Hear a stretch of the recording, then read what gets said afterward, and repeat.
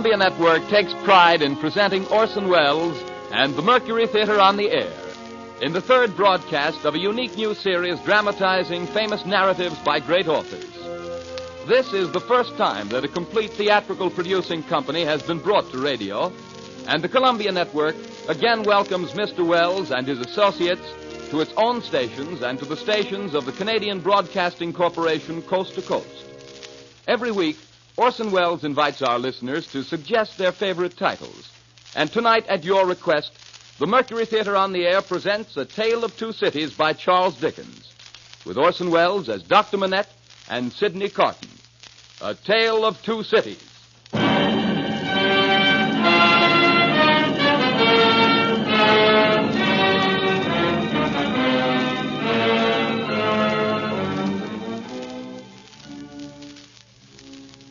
Paris, 1767.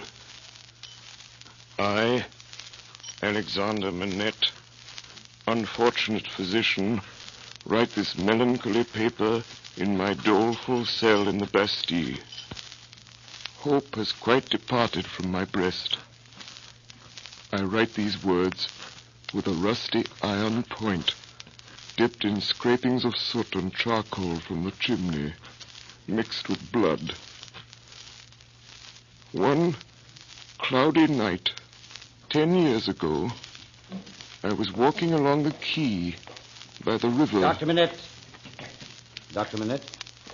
That is my name. Dr. Manette, formerly of Beauvais. I am that Dr. Manette. Will you please to enter the carriage, Dr. Manette? Gentlemen, pardon me, but I usually inquire who does me the honor to seek my assistance. Doctor, your clients are people of condition. Enough. Will you please to enter the carriage? They were armed and I was not. I got in silence. We left the streets behind, through the North Barrier, onto a country road, and presently stopped at a solitary house. I saw that the two men were brothers.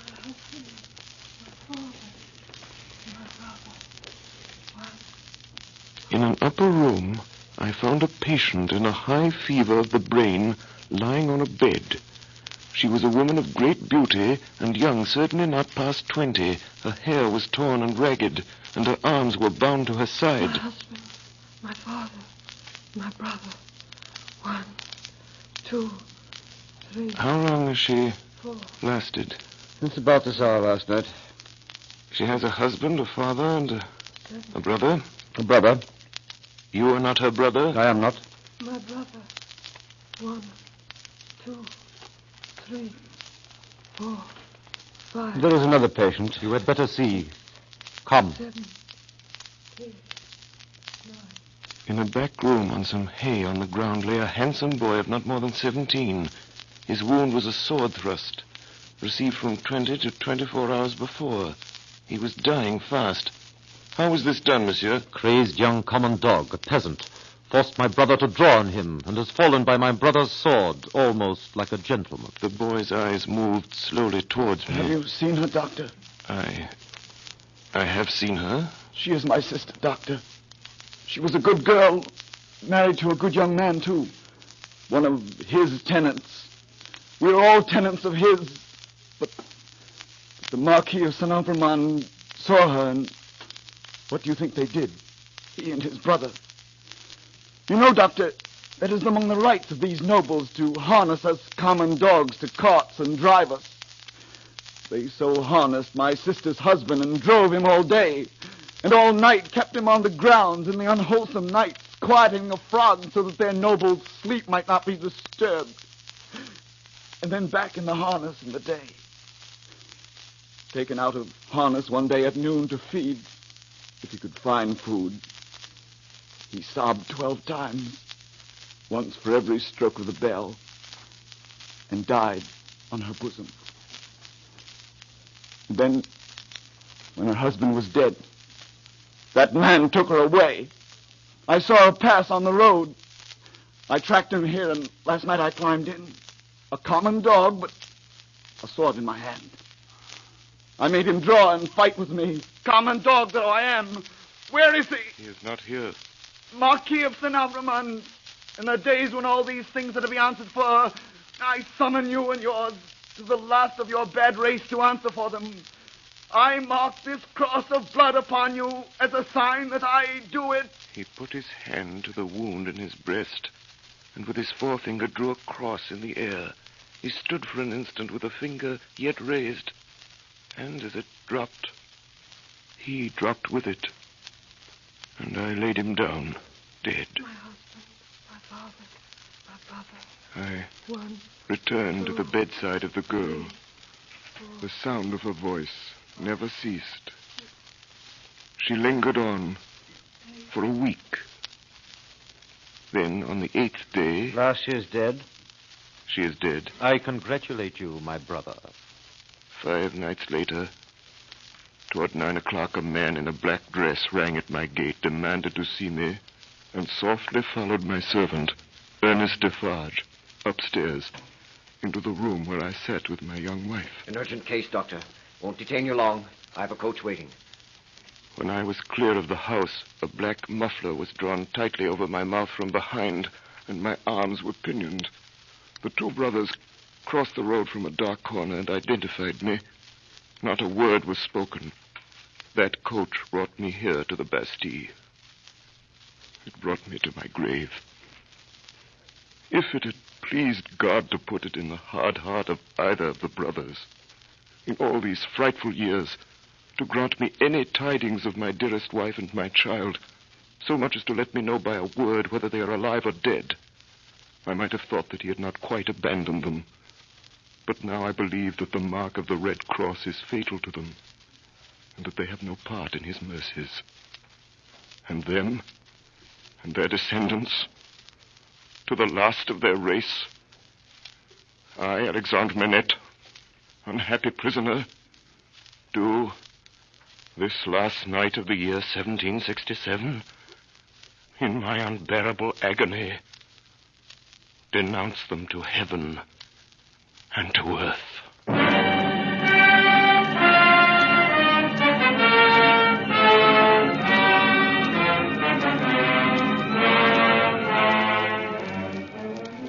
The words are written in scrapings of soot mixed with blood on scraps of crumbling paper. There they lie, hidden away in the solid stone, year after year. Now in the North Tower, cell number 105 is heard all day, a low, hammering sound. The sound of an old man making shoes in the dark.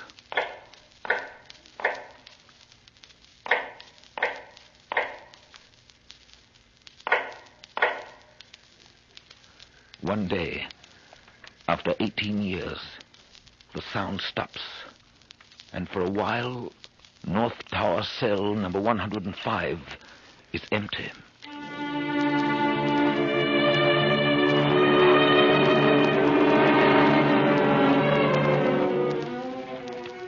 My name is Jarvis Lorry.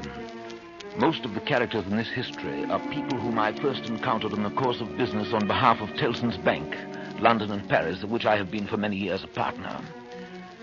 This is a history of events that took place in London and across the Channel in France in the terrible years immediately preceding and during the Great French Revolution. 1785, the Dover Road. What o'clock do you make it, Joe? 10 minutes good past 11. My blood, and the Dover coach not atop a shooter's hill yet. Hey, Joe. What do you say, Tom? I say an horse. There's a canter coming up, Joe. I say a horse at a gallop, Tom. Gentlemen, in the king's name, all of you. Hello! You there!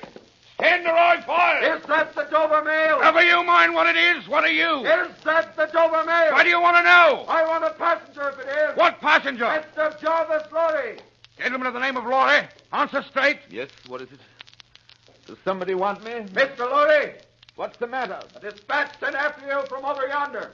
Kelson and Company. He can come close, guard. There's nothing wrong. I hope there ain't. Hey, you! Come in at a footpace. Let's have the dispatch. Here it is, Mr. Lorry. Thank you. Guard, there's nothing to be afraid of. I belong to Tellson's Bank in London. I'm going to Paris on business. Now read this. If so be as you're quick, sir. Wait for Miss Manette at Dover. You see, guard, it's not long. Messenger. Yes, sir. Take back my answer to London. Here it is.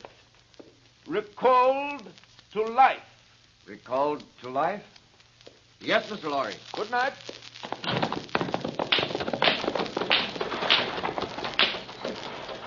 Tom. Hello, Joe. Did you hear that message? I did, Joe. What did you make of it, Tom? Nothing at all, Joe. Oh, that's a coincidence, too. Well, that's just what I made of it myself. This way to the Calais packet. This way to the Calais packet. We sail with the tide, ladies and gentlemen. All aboard for Calais. Glad to have you with us again, Mr. Lorry. I'm expecting a young lady aboard, a Miss Manette. She may ask for Mr. Jarvis Lorry, or she may ask for a gentleman from Tellson's Bank. But when she comes, will you show her to my cabin? Very good, sir. We sail with the tide, ladies and gentlemen. All aboard for Calais. Miss Manette. Sit down, if you please. Thank you. Miss Manette, it's very difficult to begin. Miss Manette, I'm a man of business. I have a business charge to acquit myself of. The story relates to one of our customers. The story? Yes. One of our customers, a French gentleman, a scientific gentleman, a doctor. A doctor? Miss Manette, if your father had not died when he did, don't be frightened, miss. As I was saying, if Monsieur Manette had not died, if he had suddenly and silently disappeared, if he had been spirited away to some dreadful place, then the history of your father would have been the history of this unfortunate gentleman, the doctor of Beauvais. I entreat you to tell me more, sir. I will, I'm going to. Can you bear it? I can bear anything but this uncertainty. Miss Manette, your father has been found in the house of an old servant in Paris. We're going there. He is alive.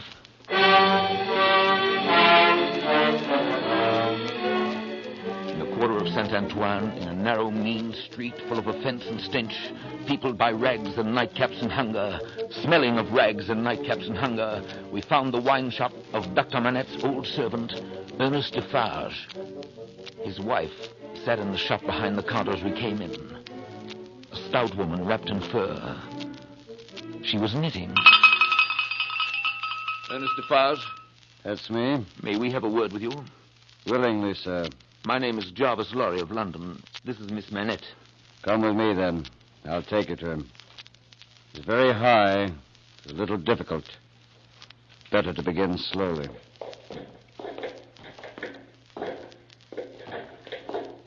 Is he always alone, then? Yes, Of his own desire? of necessity. He is greatly changed. Changed? Huh.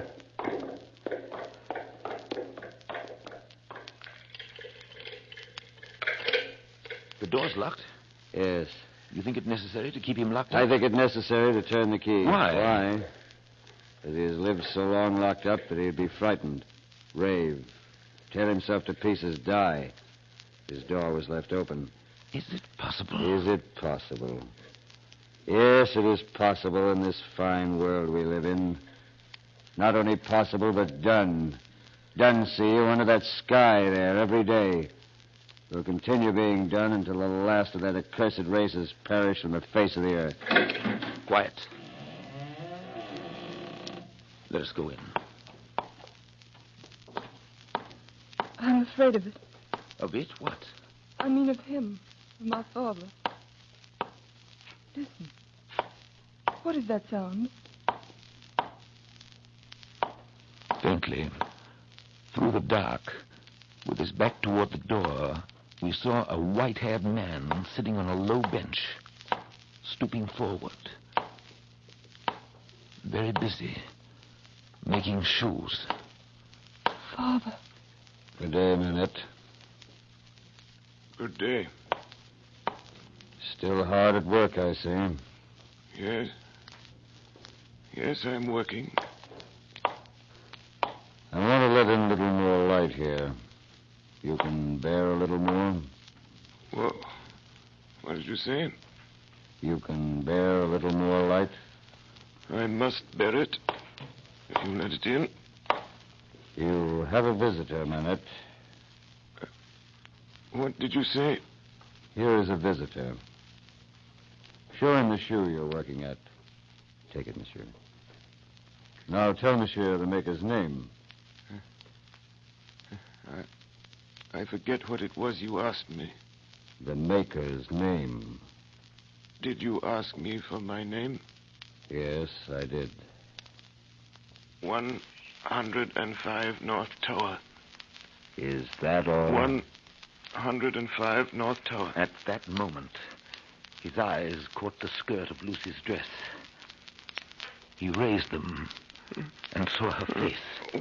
What is this? You're not the jailer's daughter? No. Who are you? Who are you? She sat down on the bench beside him. Her golden hair, which she wore in long curls, had been hurriedly pushed aside and fell down over her neck. Advancing his hand, little by little, he took it up and looked at it. It is the same. How can it be? When was it? She laid her head upon my shoulder that night when I was summoned out. She had a fear of my going. Or was this? Was it you? Was it you? No, you're too young. It can't be. It can't be. You're too young, too young. Father. Mr. Lorry, Dr. Manette is, for all reasons, best out of Paris. Best out of France. The next morning, we left for London. As we drove off, we left Monsieur and Madame Defarge standing on the doorstep looking after us. There was that same look of secret, dangerous anger in their faces that I had seen before. Madame Defarge was still knitting.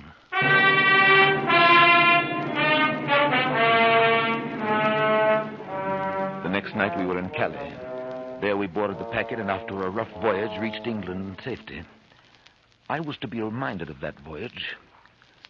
5 years later, a trial was held at the Old Bailey at which I was summoned to appear in company with Miss Lucy Manette and Dr. Alexander Manette, all three of us, as witnesses for the Crown.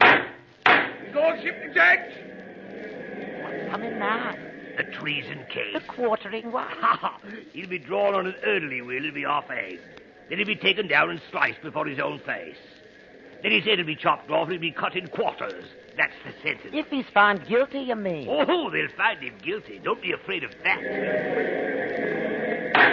The prisoner was brought in. A young gentleman of about 25, well-grown and well-looking. He was very pale. For a moment, his eyes turned to where we sat.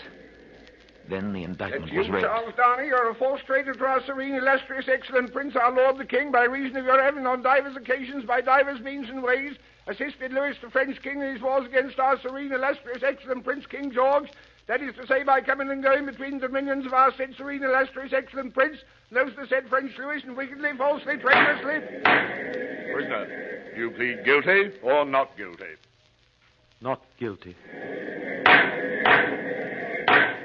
I shall now prove, my lord, to the satisfaction of yourself in this jury, that the prisoner Charles Darnay, though young in years, is old in these treasonable practices which today claim forfeit of his life.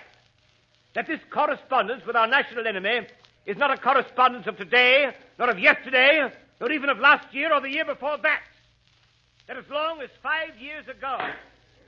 First witness for the Crown, Mr. Jarvis Lorry. Jarvis Lorry. Mr. Lorry, are you a partner of Tellson's Bank? I am. On a certain night in November, 1775, did business occasion you to travel between Calais and Dover by the packet ship? It did. Mr. Lorry, look upon the prisoner.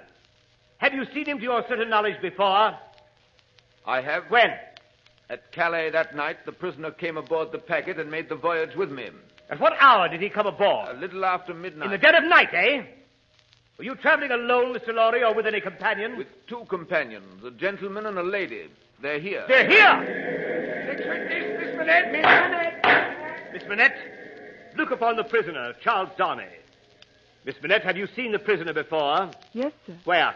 On board the packet ship just referred to, sir. You are the young lady just referred to? Most unhappily, I am. Answer the questions put to you. Miss Burnett, had you any conversation with the prisoner? Yes, sir. Recall it. When the gentleman came aboard... You mean the prisoner? Yes, my lord. Then say the prisoner. When the prisoner came on board... Did he come on board alone? No. How many were with him? One, a French gentleman. Did they confer together? Yes, they seemed angry. I thought I heard the prisoner say, there is a curse on our house. You have brought a curse on our house. Miss Burnett, the court is not interested in what you think you overheard. What conversation did you have with the prisoner? Soon after we started, he noticed that my father was very tired and in a very weak state of health. The prisoner was very kind and useful to my father. I hope I may not repay him by doing him harm today. The prisoner's conversation, Miss Burnett. What did the prisoner say to you? He told me that he was traveling on business of a delicate and difficult nature, which might get people into trouble, and that he was therefore traveling under an assumed name. He said that in England, my father... Alexander Manette! Dr. Alexander Manette! Dr. Manette! Dr. Manette, look upon the prisoner. As the old man looked at Darnay, his face for an instant became frozen, as it were. It was a curious look, very intent, deepening into a frown of dislike and distrust, not even unmixed with fear. It passed so quickly that few could have noticed it. Dr. Manette, have you ever seen this prisoner before? Once when he called on us at my lodgings some 3 years ago. Can you identify him as your fellow passenger aboard the packet ship, or recall his conversation with your daughter? Sir, I can do neither. Is there any particular and special reason for your being unable to do either? There is. Has it been your misfortune to undergo a long imprisonment without trial in your native country, Dr. Manette? A long imprisonment. Were you newly released on that occasion? They tell me so. Have you no remembrance of the occasion? None. My mind is a blank. From some time, I cannot even say what time, when I was employed in making shoes. That was in my captivity to... Excuse me, sir, to the time when I found myself living in London with my dear daughter here. I have no remembrance, no remembrance. Next witness! Next witness! Next witness! Next witness! Now things began to look black for the prisoner.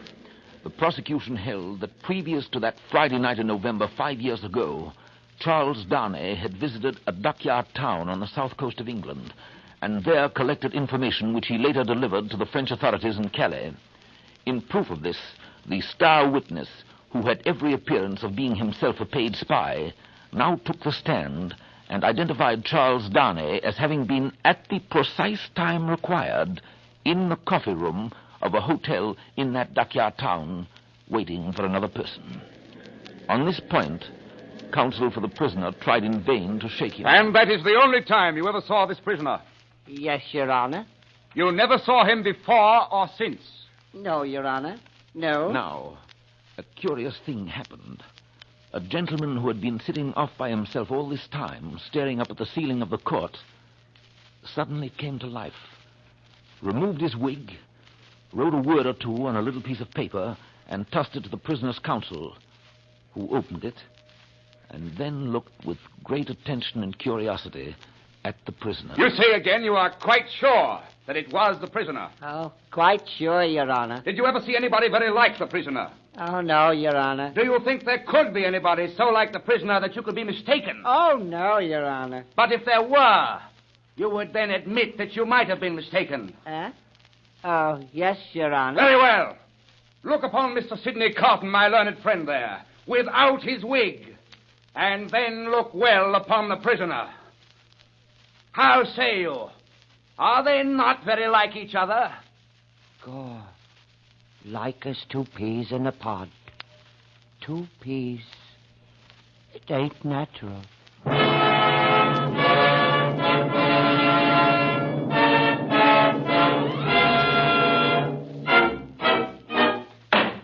Gentlemen of the jury, do you find the prisoner, Charles Darnay, guilty or not guilty?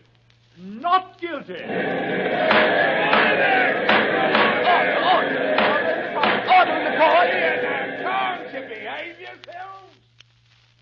The lights were nearly all out in the passages as I left the court with the prisoner, Charles Darnay. There, leaning against the wall in the dark, stood Sidney Carton. There was wine on his breath. So, Mr. Lorry, men of business may speak to Mr. Darnay now. Sir, we men of business are not free. I know. Don't be upset, Mr. Lorry. You're as good as another, I have no doubt. Better, I dare say. Indeed, sir. I really don't know what you have to do with the matter. If you'll excuse me for saying so, I really don't know that it's any of your business, Mr. Carton. Business? Bless you, I have no business. It's a pity you haven't, sir. I think so, too. If you had, perhaps you would attend to it. Lord love you, no.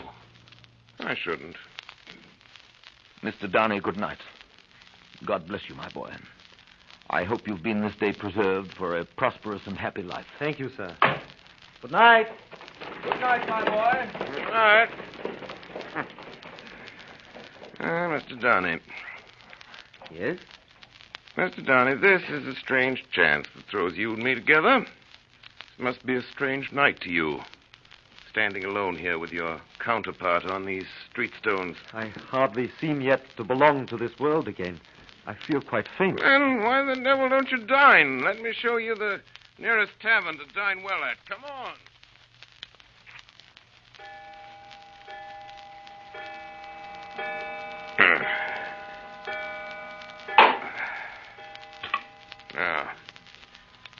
Now, Mr. Darnay, now that you've eaten, do you feel that you belong to this terrestrial scheme again? It must be an immense satisfaction for you. Waiter, another bottle of wine. To me, the greatest desire I have is to forget that I belong to it.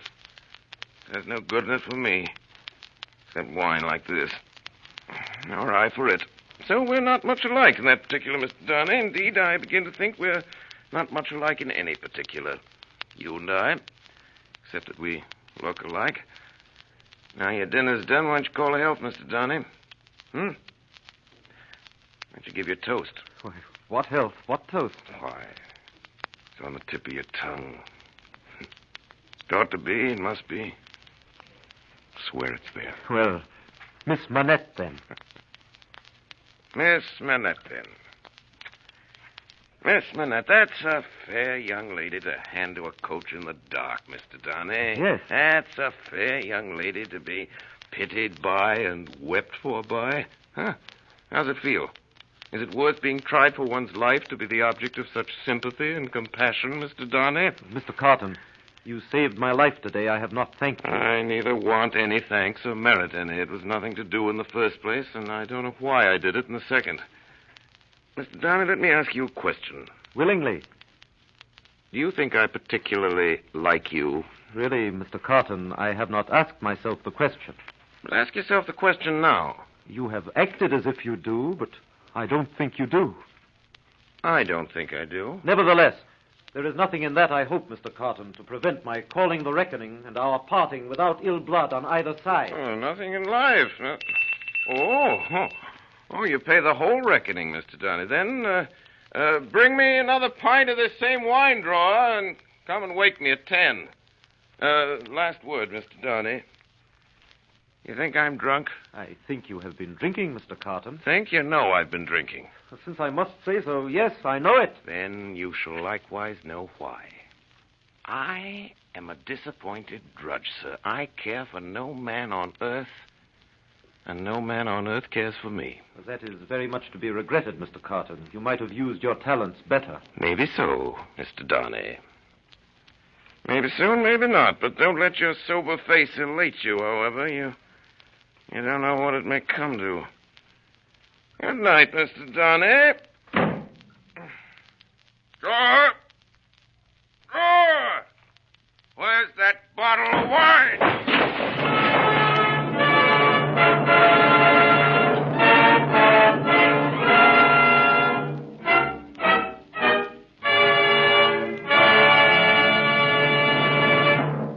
You are listening to the Columbia Network's presentation of Orson Welles and the Mercury Theatre in Charles Dickens' Tale of Two Cities. We pause a moment now for station identification. This is the Columbia Broadcasting System. The Columbia Network is presenting A Tale of Two Cities, and the Mercury Theatre resumes the story with Orson Welles as Dr. Manette and Sidney Carton. The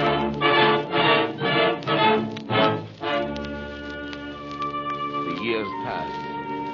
In the quarter of Saint-Antoine, in the wine shop in the narrow, mean street, little groups of men gather to talk and scatter quickly when a stranger enters.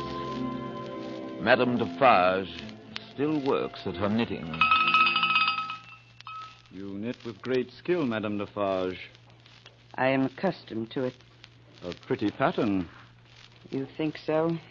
Strange, too. It looks like many names knitted there. But that can't be. No, that can't be. May I ask what it's for?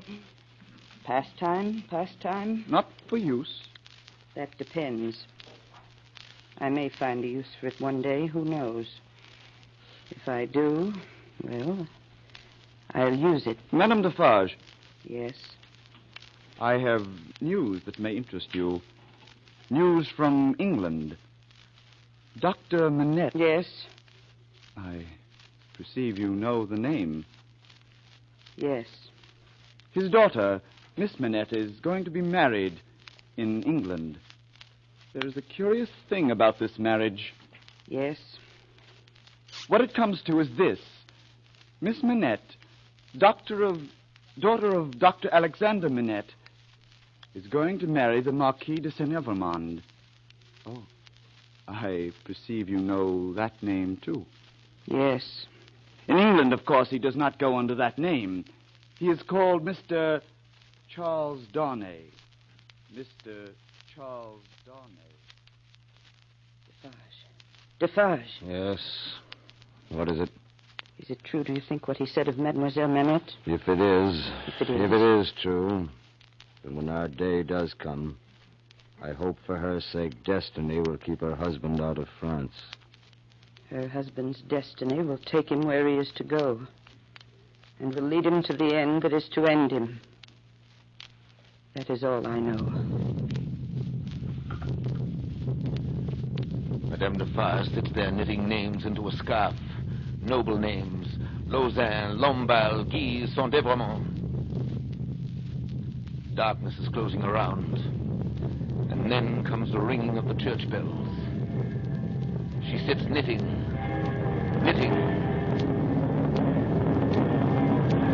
Another darkness is closing in when the church bells shall soon be melted into thunder cannon, when the drums shall be beating to drown a wretched voice.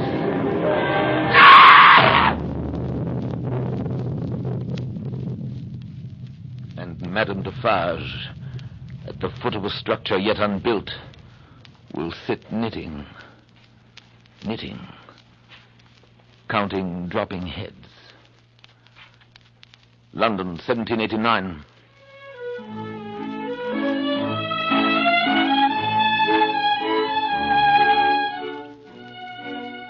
Never did I see two people more united than Dr. Manette and his daughter in the weeks before Lucy's marriage to Charles Darnay. Are you happy, my dear father? My child, I never thought I should live to know such happiness.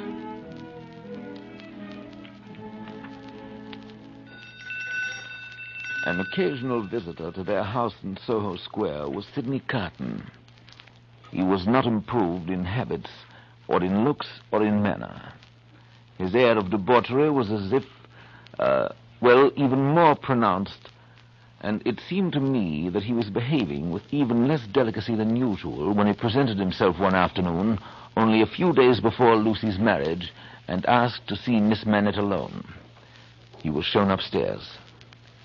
Miss Manette, will you hear me? Yes, Mr. Carton.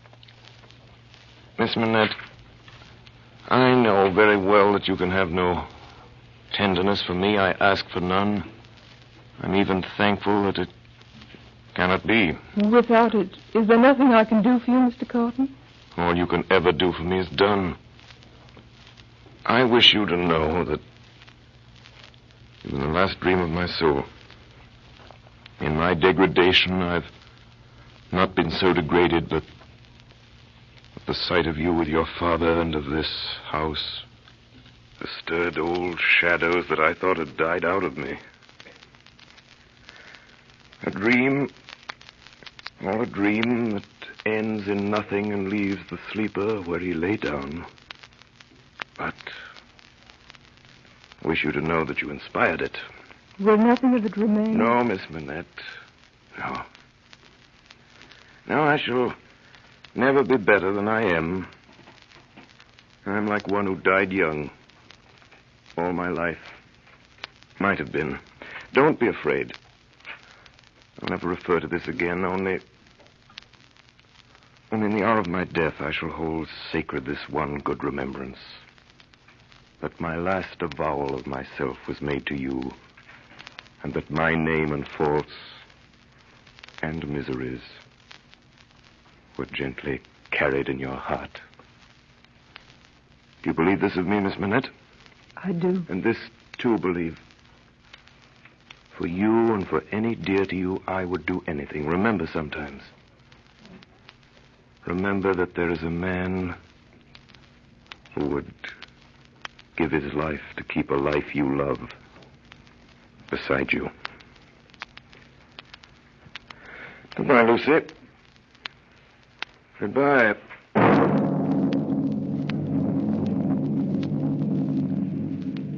Paris, 1789, July 14. In the quarter of Saint Antoine, something is happening. In the narrow, mean streets, smelling of rags and nightcaps and hunger, all-night crowds have been stirring. Soon after dawn, Madame Defarge puts down her knitting. Defarge, at last it has come. Yes, our day has come. Saint Antoine this morning is a vast, dusky mass of scarecrows heaving to and fro, with gleams of light above the billowy heads, where steel blades and bayonets shine in the sun. Now the mass begins to move. Patriots and friends, we are ready. To the Bastille.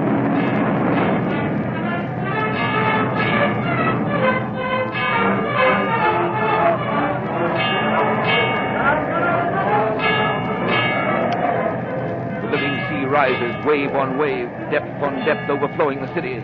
After 2 hours, a white flag from within the fortress. The sea rises wider and higher, over the lower drawbridge, past the massive stone outer walls, in among the 8 great towers surrender. The prisoner!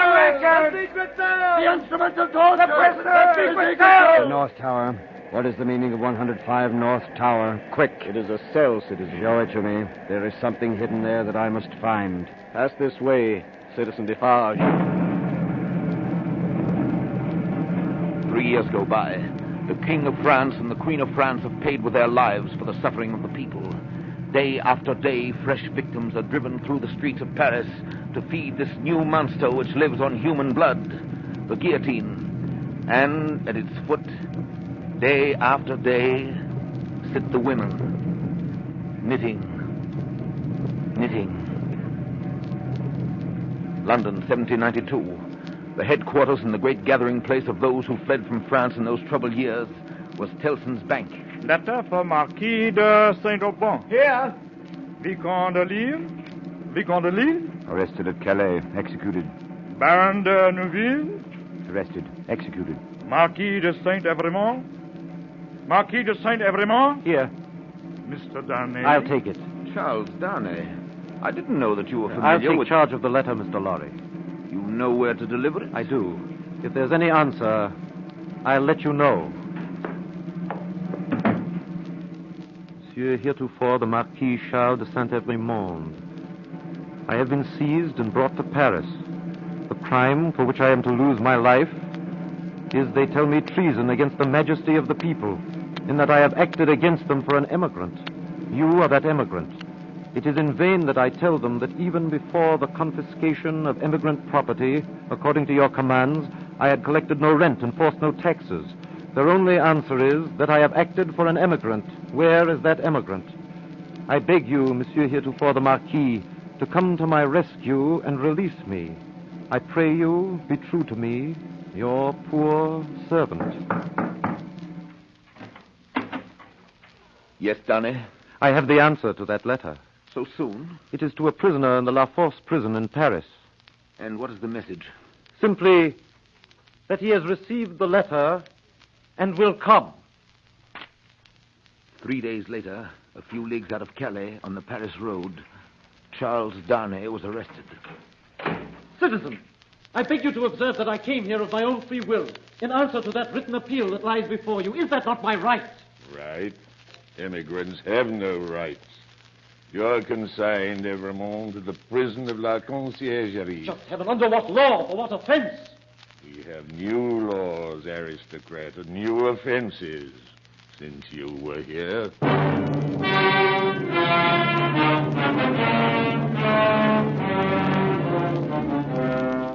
News reached London through a secret agent of Tellson's bank that Charles Darnay was in prison in danger of death. 3 days later, we were in Paris. Lucy with her child and Dr. Manette. Come in. Good evening, citizen. Do you know me? I've seen you somewhere. Perhaps at my wine shop. I noticed standing in the door a heavily built woman, silently knitting. Madame Defarge? Yes. That she may be able to recognize the faces and know the persons. It is for their safety. Mr. Laura. Lucy, this man has a letter for you from Charles. Oh, thank you. Dearest, take courage. I am well, and your father has influence around me. You cannot answer this. Kiss our child for me. Is that his child? Yes, madam. This is the prisoner's little child. It is enough, my husband. I have seen them. We may go. Oh, Madame. Yes, aristocrat. Madame, you will be good to my husband. You will help him to see me to see him if you can. What is it that your husband says in that little letter? Influence, no. He says something about influence. He says... Perhaps it will release him. As a wife and a mother, I implore you to have pity on me. My husband is innocent. The wives and mothers we have been used to see have not been greatly pitied. All our lives we have seen our women suffer. Poverty, hunger, thirst, sickness, misery. We have seen nothing else. We have borne this a long time. Is it likely the trouble of one wife and mother would be much to us now? Goodbye, aristocrat. Charles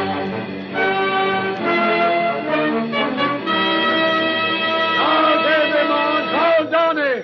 Charles Evremont, call Donny! Prisoner, is it true that you have lived many years in England? That is true. Then you are an immigrant? No, citizen judge. Prisoner, why did you return to France when you did? I returned to France on the written entreaty of a French citizen to save a French citizen's life. Is that the action of a guilty man? Is that criminal in the eyes of the Republic? Citizen Dr. Manette, take the stand. Dr. Manette, do you know this prisoner? I do. Where did you first make the prisoner's acquaintance? In England, citizen judge, on my release from long imprisonment. This man is my first friend. For years he has lived in my house, always faithful and devoted to my daughter and myself in our exile. In all the years that I know this man, I, Dr. Manette, for 18 years, prisoner in the Bastille. Enough! Live, Dr. Manette! Not kill him! Don't kill him!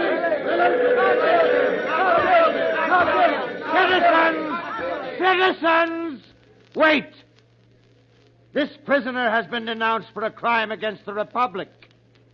Before this prisoner is released, I demand in the name of the Republic that this denunciation be read aloud. Why waste Charles Everyman called Darnay. Suspected and denounced enemy of the Republic. Aristocrat. One of a family of tyrants. One of a race proscribed. Charles Everyman called Darnay. In right of such proscription, doomed to die. Was the accused denounced openly or secretly? Openly, President. By whom? 3 voices. First, Ernest Defarge, wine vendor of Saint Antoine. Good. Second, Thérèse Defarge, his wife. Good. Third, Alexander Manette, physician. President, I protest this is a forgery and a fraud. The accused is the husband of my daughter, who says that I denounced the husband of my child. Citizen Manette, be still. If the Republic should demand of you the sacrifice of your child, you would have no duty but to sacrifice her. Be silent! On the 14th of July, 1789, at the taking of the Bastille, a paper was found by Citizen Ernest Defarge, concealed between two stones in the chimney of a cell known as 105 North Tower. The writing is the writing of Dr. Manette. I, Alexander Manette... Let it be read! I, Alexander Manette, unfortunate physician, write this melancholy paper in my doleful cell in the Bastille. Hope is quite departed from my heart. I go down to the last of their race. I, Alexander Manette, unhappy prisoner, do this last night of the year, 1767, in my unbearable agony, denounce to the times when all those things shall be answered for. I denounce them to heaven and earth. Death!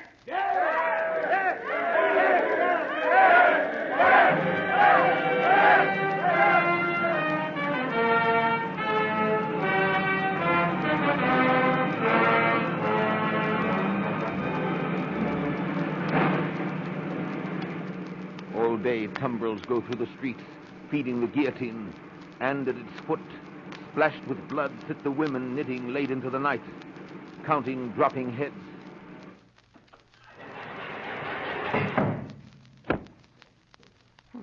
Don't be alarmed, Mr. Lorry. Don't be alarmed. I'm quite sober. Sidney Carton. Now, Mr. Lorry, listen carefully to what I have to say. But Carton... Don't waste time asking questions. First, Mr. Lorry, here is the certificate which enables me to pass out of the city. You see, Sidney Carton, an Englishman. Yes? Yes. Keep it for me until tomorrow. I have arranged to see Charles Darnay in prison in the morning, and I'd better not take it with me. Do you understand? Why not? I prefer not to do so. Now, take this paper. It's a certificate enabling Dr. Manette and his daughter and her child at any time to pass the barrier on the frontier, you see? Yes, but you can buy the means of traveling the coast as quickly as the journey can be made. You have money. Order your horses to be ready at 2 in the afternoon. Well? It shall be done. Tell Lucy tonight, for the sake of her child and her father, tell her and press upon her the necessity of leaving Paris with them and with you at that hour. Tell her it was her husband's last wish. You think she'll consent? I believe Have so. all these arrangements made in the courtyard, and here, even to the taking of your own seat in the carriage, and then, the moment I come to you, take me in and drive me away. Do you understand that? I understand that whatever happens, I am to wait for you. You have my certificate in your hand with the rest. The instant my place is occupied, you start for England. Promise me solemnly that nothing will make you alter the course on which you now stand pledged to each other. Nothing, Carton. Remember these words tomorrow. Remember them. Change the course or delay for any reason, and no life can possibly be saved. Many lives dear to us must inevitably be sacrificed. I will remember them. I hope to do my part faithfully. Yes, yes. And I hope to do mine.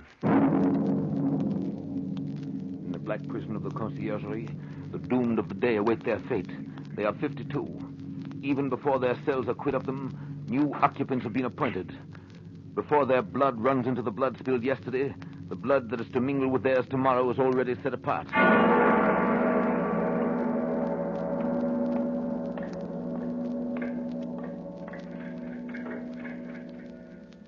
Is this the one? Yes, this is the one. Go you in alone. I wait outside. Lose no time. Good day, Mr. Darnay. Carton. Once more we meet. Are you a prisoner, too? No, I happen to be possessed of a power over one of your keepers here. I come from your wife, Darnay. I bring you a request from her. What is it? A most secret, earnest, pressing entreaty. You've no time to ask me why I bring it or what it means. I have no time to tell you. You must comply with it. Take off these boots you wear and draw on mine. Here's a chair. Now, hurry.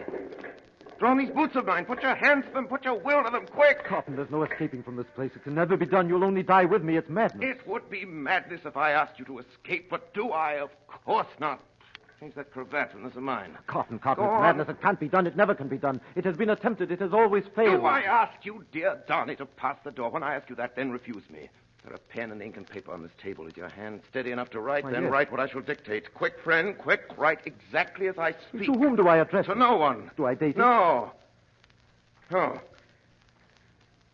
If you remember the words that passed between us long ago. You will understand this when you see it. You do remember them, I know. It is not in your nature to forget them. Have you written forget them? I have. Is that a weapon in your hand? No, I'm not armed. What is in your hand? You shall know directly. Right on there, but a few words more. I am thankful the time has come when I can prove them. That I do so is no subject for regret or grief. What is that, vapor? Vapor? Something in the air? I'm conscious of nothing. Take up the pen and finish. Hurry, hurry. If it had been otherwise, I should have had so much the more to answer for. If it had been otherwise. If it had been otherwise. Donnie. Donnie. Good. Hey there. Quick. Come in. Have him change his coat.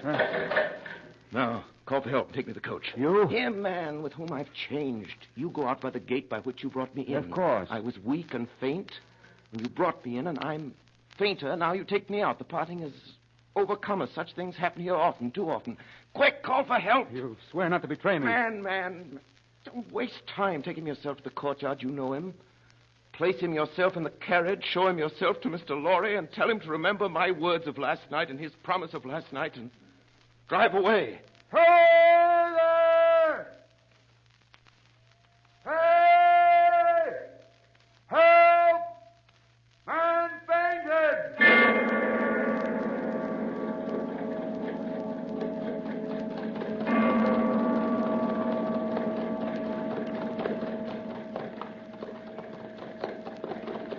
Halt! Who goes there? Who's inside? Papers? Alexandre Manette, physician, French. Lucy, his daughter, French. Lucy, wife of Evremont. Is that right? Huh. Evremont has an appointment elsewhere today, I believe. Lucy, their child, English. Sidney Carton, lawyer, English. English lawyer appears to be sleeping. Jarvis Lorry, banker, English. Go ahead, you can depart, citizens. A good journey.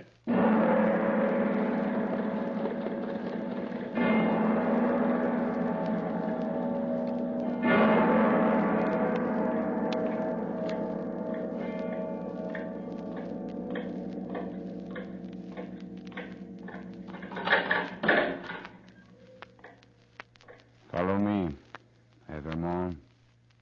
I'm ready. Down, Evremont! Down, Evremont! Which is Evremont? There at the back there, next to the girl. That's him. Down, Evremont! To the guillotine!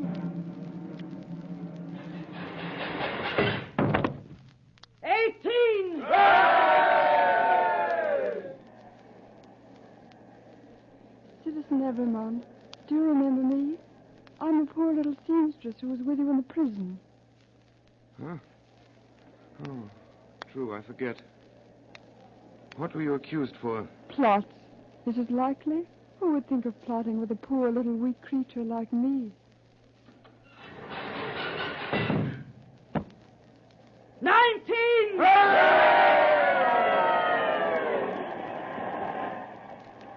I'm not afraid to die, but I've done nothing. Citizen Evremont, will you let me hold your hand? I'm not afraid, but I'm little and weak. It will give me more courage.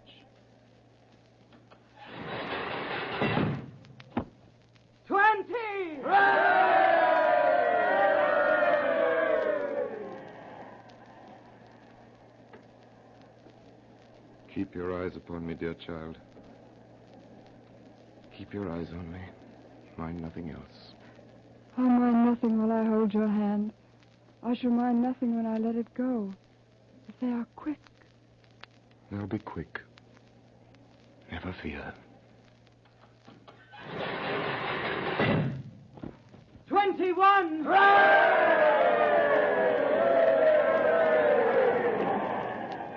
Is the moment come? Yes, May I kiss you now? I'm so afraid. my child.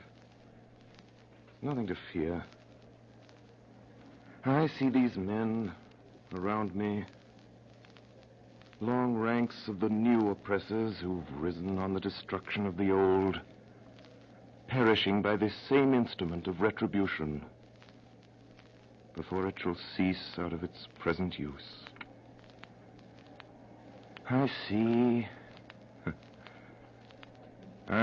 the lives for which I laid down my life. Peaceful, useful, prosperous, and happy in that England which I shall see no more. You know, I see her father restored and faithful to all men in his healing office and at peace. I see her at this moment with a child upon her bosom who bears my name. And I hear her tell the child my story with a tender and a faltering voice. Number 22. Goodbye, little one.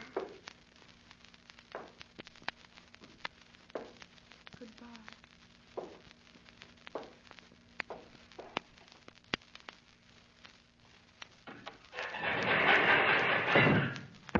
22!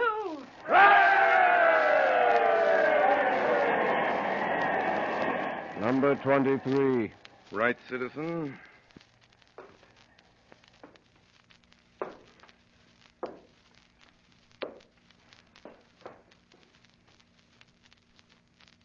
It is a far, far better thing that I do than I've ever done. It is a far, far better rest that I go to than I have ever known.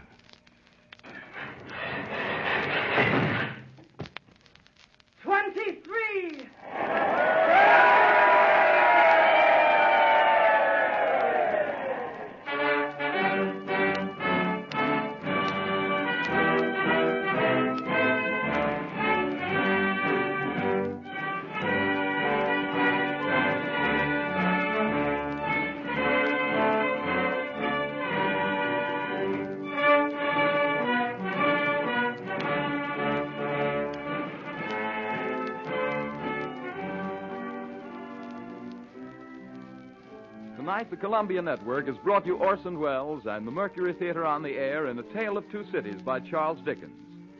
We now present the star and director of these broadcasts, who tonight played Dr. Manette and Sidney Carton, Orson Welles.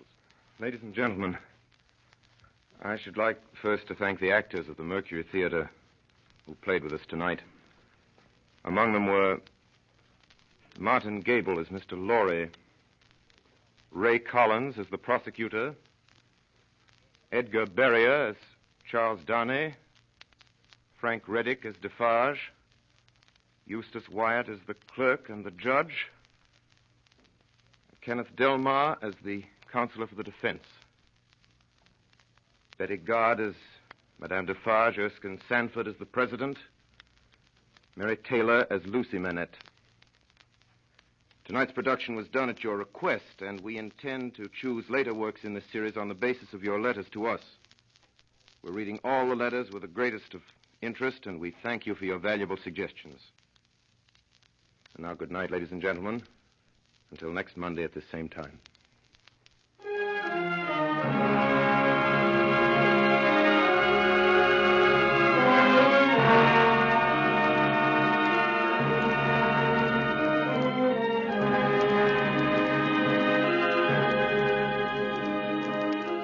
Tonight's production by the Mercury Theatre on the air was heard on both the CBS network and through the stations of the Canadian Broadcast